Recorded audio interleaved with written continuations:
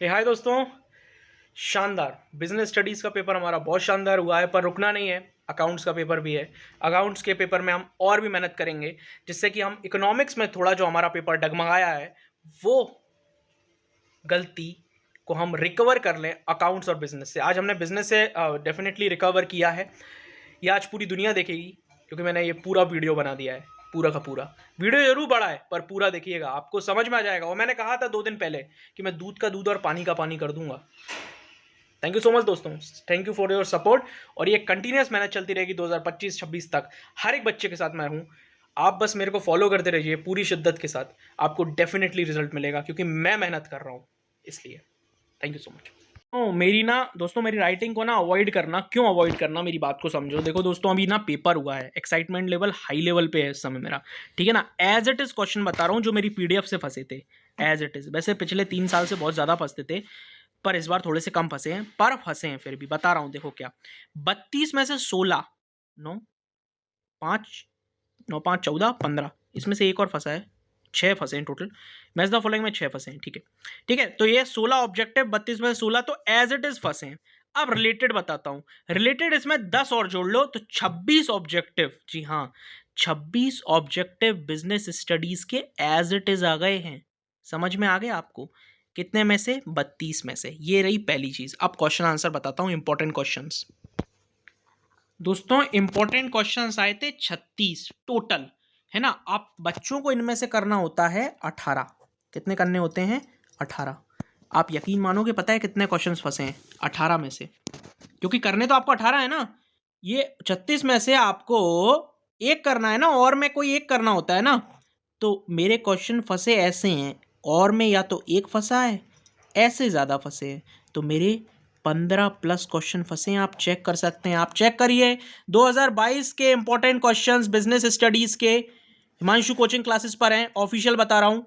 और यही objective type questions की पीडीएफ हिमांशु कोचिंग क्लासेस पर हैं। ये भी मैंने 2022 से पहले दी थी, ठीक है, 21 में दी थी, ठीक है। यही पीडीएफ मैं इस साल चला रहा था। क्यों? क्योंकि मुझे पता था इसमें से ऑब्जेक्टिव आएंगे। तो ये पेपर था एमपी बोर्ड। राइटिंग पे ध्यान मत देना, कंटेंट पे ध्यान दो। तुम ज़्यादा उड़ते हो ना, इसलिए। हाँ, 12th commerce, MP board 12th commerce का 21 फरवरी है आज। आज बिजनेस स्टडीज़ का पेपर था, कॉमर्स का। थैंक यू सो मच दोस्तों, आपके हर एक चीज़ के लिए, लाइक के लिए, कमेंट के लिए, सब्सक्राइब के लिए। Thank you so much. मैं ये मेहनत जारी रखूंगा 2025 में भी और आने वाले सालों में भी। Thank you so much. Hi दोस्तों, नमस्कार। मैं हिमांशु पाराशर। बिजनेस स्टडीज़ का पेपर बहुत अच्छा गया है स्टूडेंट्स का, और मैं डायरेक्ट रिव्यू करने ही आ गया। और मैं अपने जो मैंने चीज़ें आपको प्रोवाइड की थी वहीं से मैं आपको चेक कराऊंगा, ठीक है। तो मेरे को रिद्धिमान है, जो कुछ टाइम पहले हमसे जुड़े थे, और उन्होंने साथ में हमारे साथ प्रिपरेशन की है।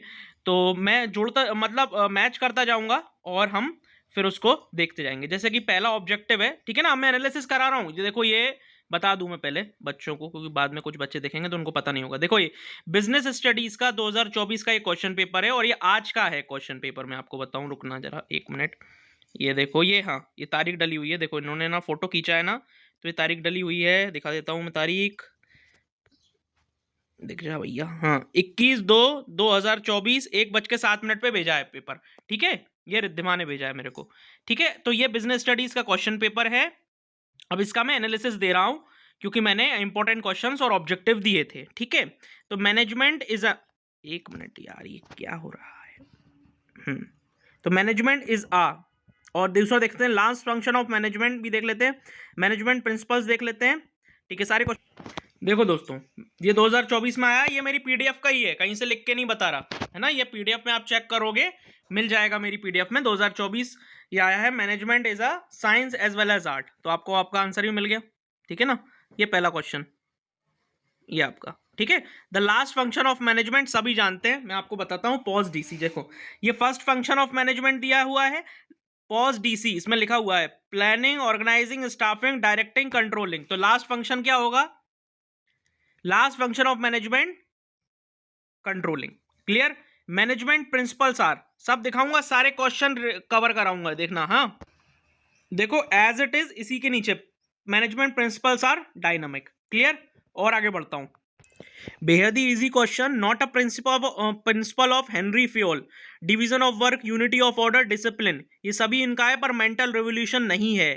तो आंसर होगा मेंटल रिवोल्यूशन, क्योंकि ये तो उनके में था, IFW टेलर में। समझ में आया? तो ये भी बहुत इजी था पर मैंने नहीं दिया हुआ था।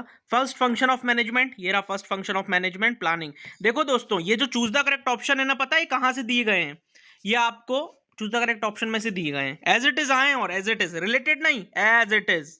ठीक है, फॉलोइंग। और नेक्स्ट क्वेश्चन देखो, देखो सिक्स्थ क्वेश्चन देखो। एक मिनट, अरे लाइट बंद हो गई, एक मिनट रुक जाओ।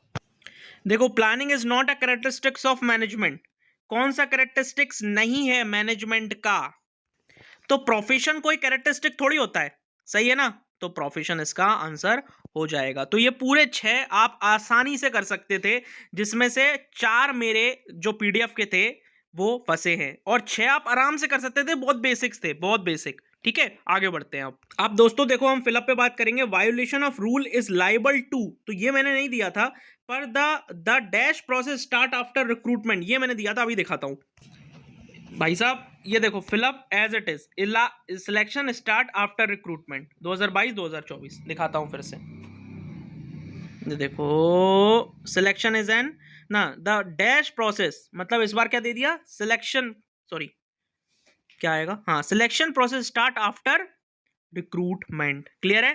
Third question, selection is an effort, और ये वाला मैंने नहीं दिया था। Promotion is an internal source of recruitment, ये मैं आपको दिखाता हूं, ये इंटरनल सोर्स ऑफ रिक्रूटमेंट। ठीक है, इंटरनल सोर्स ऑफ रिक्रूटमेंट।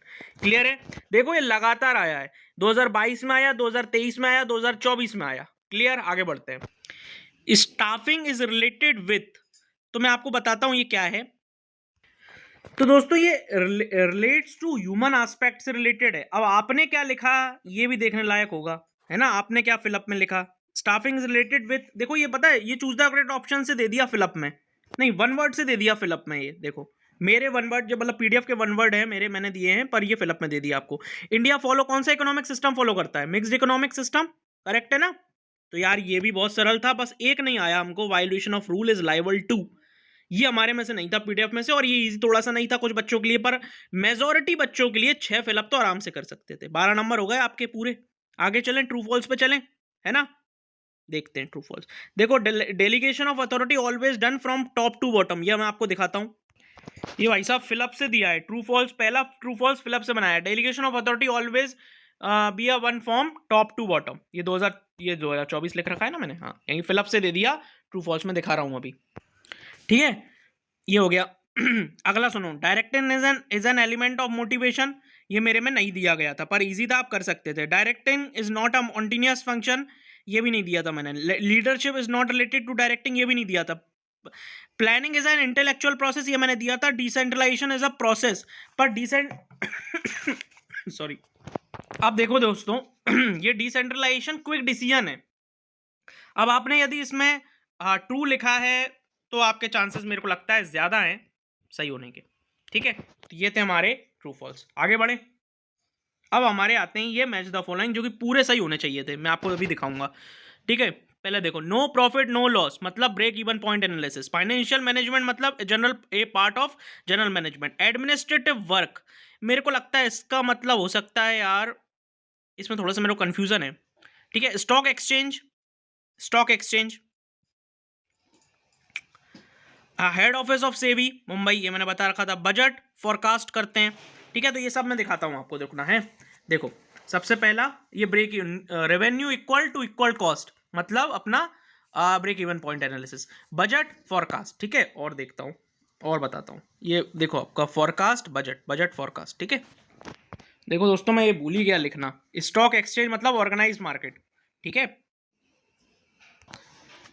समझ गए ना? कोई दिक्कत तो नहीं आता दोस्तों? एक आया था डेविएशन, डेविएशन वाला, तो इसमें मेरे को करेक्टिव वर्क लग रहा है यार, मेरे को करेक्टिव वर्क लग रहा है। ठीक है, क्योंकि ये नेगेटिव नहीं होती, पॉजिटिव होती है। ठीक है, तो एक मिनट, डेविएशन मेरे को करेक्टिव एक्टिविटी लग रहा है, इसके अलावा मुझे और कुछ समझ में नहीं आ रहा है अभी हाल फिलहाल में तो, पर मैं चेक करूंगा। ठीक है, तो हम आप मैच द फॉलोइंग आराम से कर सकते थे। हमारा नो प्रॉफिट नो लॉस पाया। फाइनेंशियल मैनेजमेंट, हाँ फाइनेंशियल मैनेजमेंट बता दूं या नहीं, तो तुम बोलते ही रहोगे मेरे को कि फाइनेंशियल मैनेजमेंट कहाँ फंसा।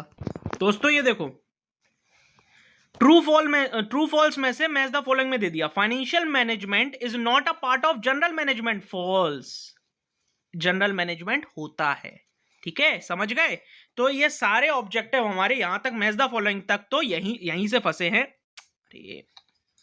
यहीं से फंसे हैं। Clear clear clear clear. आगे बढ़ते हैं। वन वर्ड में थोड़ी सी तकलीफ हुई, मुझे भी हुई। ठीक है, बस कंज्यूमर प्रोटेक्शन एक्ट 1986 बस ये फंसा, बाकी मुझे पांचों नहीं मिले मेरी पीडीएफ में से। क्लियर? ठीक है, अब क्वेश्चन आंसर्स पे चलें। तो 5 ऑब्जेक्टिव एकदम आउट ऑफ द बॉक्स थे, जो मेरी पीडीएफ से नहीं थे, मेरे पढ़ाए हुए नहीं थे। 5 ऑब्जेक्टिव, 32 में से 5 ऑब्जेक्टिव। समझ में आ रही हो? समझ में आ रहा है? मतलब 27 ऑब्जेक्टिव आप इजीली कर सकते थे, और मेजॉरिटी बच्चे 24 से 25 ऑब्जेक्टिव आराम से कर सकते थे। समझ गए? अब दोस्तों पहला पॉइंट देखो 2 नंबर का पहला क्वेश्चन, भाई consumer protection act, why was the consumer act enforced, उपभोक्ता संरक्षण नियम क्यों लागू किया गया, बताओ। अभी बताता हूं। देखो ये एज इट इज तो नहीं था, पर आप पढ़ सकते थे, पर right the importance consumer protection act, importance of consumer protection act. देखो दोस्तों, ये मैंने लिख लिए थे, क्या है ना, मेरा जो इंपॉर्टेंट क्वेश्चन वाला रजिस्टर था ना, तो वो खो गया था वीडियो बनाने के बाद। तो वीडियो तो आपको चैनल पे मिल जाएगी, बाकी ये क्वेश्चन एज इट इज आ गया था, 2024 लिखा हुआ है, इंपॉर्टेंस ऑफ कंज्यूमर प्रोटेक्शन आ गया एज इट इज। इंपॉर्टेंस तो 2 लिखने थे आपको, तो सिर्फ, समझ गए? तो 2 नंबर का आप लिख सकते थे यदि आपने मेरे इंपॉर्टेंट क्वेश्चंस पढ़े हैं तो। ठीक है, 1 महीना 2 महीना 3 महीना पहले दे दिए थे क्वेश्चन। अब आगे पढ़ो, नेक्स्ट क्वेश्चन देखो, 2 प्रॉब्लम बताओ कंज्यूमर की ना, या फिर 2 राइट बताओ कंज्यूमर के। तो देखो मैंने राइट दे रखे हैं, राइट्स ऑफ कंज्यूमर, 1 मिनट दिखाता हूं, राइट्स ऑफ कंज्यूमर, ये 2024 लिखा है। ठीक है, तो 4 नंबर हो गए, 4 नंबर आ गए। आगे बढ़े, ये आ गया आपका इंपॉर्टेंस ऑफ बिजनेस एनवायरनमेंट और इकोनॉमिक एनवायरनमेंट। अब इनमें से कौन सा फंसा बताता हूं। दोस्तों राइटिंग थोड़ी ऐसी लिखी है, पर आप वीडियो चेक कर सकते हो, ये मैंने अपने लिए लिखी थी राइटिंग, क्योंकि मैं खुद जानना चाहता हूं, मैं खुद भी उत्सुक रहता हूं इस जानने के लिए कि भैया मेरे क्वेश्चन फंसे कि नहीं। Right any 2 importance of business environment. यदि आपने इंपॉर्टेंस ही लिख देते ना बिजनेस एनवायरनमेंट में, तो भी वो वहां पे नंबर आपको देगा, अरे इंपॉर्टेंस ही पूछे हैं, इंपॉर्टेंस ही पूछे हैं, और 2 ही पूछे हैं एज इट इज क्वेश्चन। ओहो, मैंने 2024 क्यों नहीं लिखा इस पे। 1 मिनट, क्या बंद हो गया, मोबाइल बंद हो गया। एक तो यार ये, हाँ, अरे इंपॉर्टेंस ही पूछे, 2 पूछे हैं, वो भी एज इट इज आ गया। वेरी गुड, ये तो मेरे को पता ही नहीं था। चलो और आगे बढ़ते हैं। इकोनॉमिक और देख लें, इकोनॉमिक एनवायरनमेंट मैंने दिया या नहीं। दोस्तों इकोनॉमिक एनवायरनमेंट मैंने नहीं दिया था। ठीक है, चलो बहुत बढ़िया, बहुत अच्छी बात है। अब हम आगे बढ़ते हैं और देखते हैं, हाँ आगे क्या है भैया, क्वेश्चन क्या है, ग्लोबलाइजेशन बताओ, लिबरलाइजेशन बताओ। अभी बताता हूँ। ये रहा अपना लिबरलाइजेशन, व्हाट इज लिबरलाइजेशन, और एक ग्लोबलाइजेशन के 2 ऑब्जेक्टिव। यदि ये 2 ऑब्जेक्टिव भी आप लिख देते ना व्हाट इज ग्लोबलाइजेशन में, आपका काम हो जाता, आप सही कराते। समझ गए मेरी बात को ना। 2 कैरेक्टरिस्टिक बताओ प्लानिंग की, अभी बताता हूं। देखो ये nature characteristics of ideal planning लिख सकते थे आप। Planning is a continuous process, उसका भी लिख सकते थे आप। समझ गए? तो ये दोनों चीजें आप लिख सकते थे, 2 ऑब्जेक्टिव ऑफ प्लानिंग और 2 कैरेक्टरिस्टिक्स ऑफ प्लानिंग, ये दोनों ही क्वेश्चन किए जा सकते थे। 2 एलिमेंट बताओ ऑर्गेनाइजेशनल स्ट्रक्चर के, अभी बताता हूं। ये divisional organisation and functional organisation, difference लिखा है आपको, दिख रहा है? अभी दिखाता हूं इसमें, ये देखो आ गया, फंक्शनल ऑर्गेनाइजेशन आ गया, एक आ गया हमारा, है ना, और एक ऑर्गेनाइजेशन स्ट्रक्चर बताना है। तो इसमें आप बता सकते थे वैसे मेरे ख्याल से, पर अगर आपको एज इट इज चाहिए हो तो ये रहा as it is. Functional organisation और डिविजनल ऑर्गेनाइजेशन के मैंने आपको डिफरेंस दिया था, तो आपने यदि एक तरफ का उतार के आगे होगे ना फाइनेंशियल ऑर्गेनाइजेशन आप, तो भी आपका काम हो जाएगा। आगे बढ़ते हैं, डिविजनल ऑर्गेनाइजेशन के बारे में बताओ। तो ये रहा भैया डिविजनल ऑर्गेनाइजेशन, दोनों ही आ गए। देखो फंक्शनल ऑर्गेनाइजेशन भी आ गया, एक जगह डिविजनल ऑर्गेनाइजेशन भी आ गया, दोनों लिख सकते थे आप। देखा मैं क्यों बोलता हूं डिफरेंस बिटवीन पढ़ने का, क्योंकि आप एक तीर से 3 शिकार लगाते हो। यदि डिफरेंस में जाता तो लिख देंगे, और डिविजनल ऑर्गेनाइजेशन आ जाएगा तो लिख देंगे, फंक्शनल ऑर्गेनाइजेशन आएगा तो लिख देंगे। समझ रहे हो ना मेरी बात को? आगे बढ़ते हैं और आगे बढ़ते हैं। फॉर्मल ऑर्गेनाइजेशन बताओ, अभी बता देता हूं, ये रहा फॉर्मल ऑर्गेनाइजेशन और इनफॉर्मल ऑर्गेनाइजेशन। तो फॉर्मल ऑर्गेनाइजेशन आप आराम से लिख सकते थे। और आगे बढ़ता हूं, इंटरनल सोर्स ऑफ रिक्रूटमेंट बताओ, अभी बता देता हूं। As it is explain internal source of recruitment, explain internal source of recruitment as it is, explain the training of development. मैंने डिफरेंस बिटवीन दिया था ट्रेनिंग और डेवलपमेंट, यदि आपने वो करा है तो आप आराम से लिख सकते थे, ठीक है।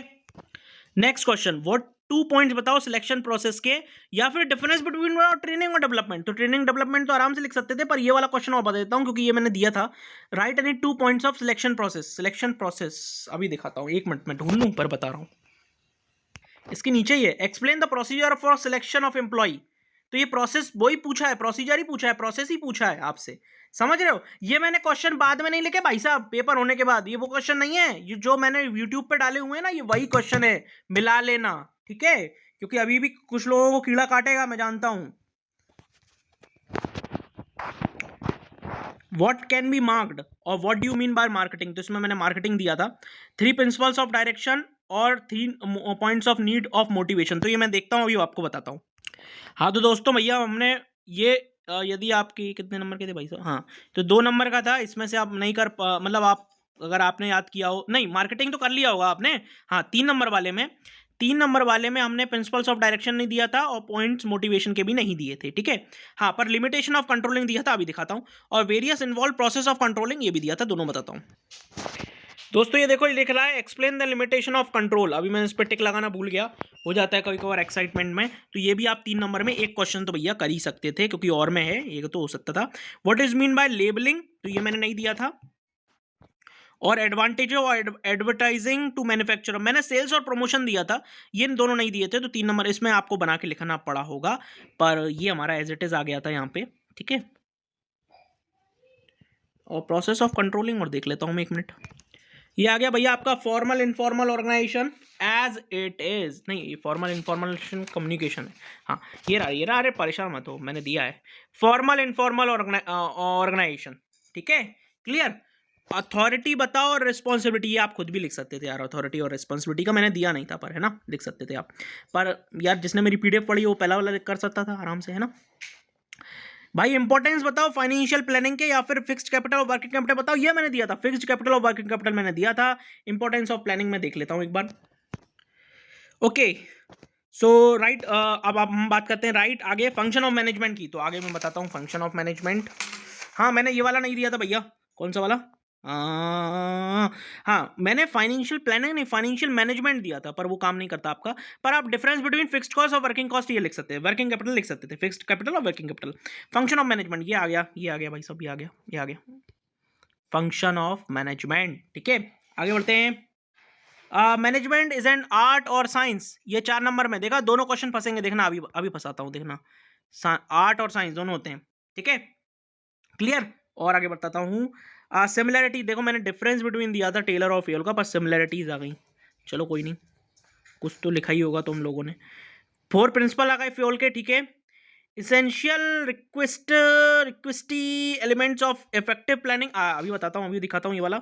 और पॉइंट प्रोसेस ऑफ प्लानिंग ये भी दिखाता हूँ, अब भी रुको भाई, अब भी रुको, ये लास्ट क्वेश्चन है, लास्ट पेपर का लास्ट क्वेश्चन, ये दिखाता हूँ, दोनों ही दिखाता हूँ मैं आपको, ठीक है। ये रहा आपका planning as a continuous process का, जो आपको 4 पॉइंट्स लिखने हैं ना प्लानिंग के, ये आप इसमें लिख सकते थे, कोई दिक्कत नहीं होती। ये वही क्वेश्चन है, ये पिछले साल अलग बन के आया था, तो मैंने यही दे दिया था, कंटिन्यूअस प्रोसेस। और nature end of characteristics of effective planning लिखा है ना, आइडियल प्लानिंग और इफेक्टिव प्लानिंग दोनों ही चीजें एक ही होती हैं।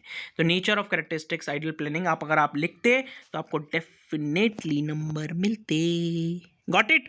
थैंक यू सो मच दोस्तों इस वीडियो को देखने के लिए। अब मैं आपको एक बार ओवरव्यू दे देता हूं, कितने क्वेश्चंस फंसे और कितने ऑब्जेक्टिव फंसे।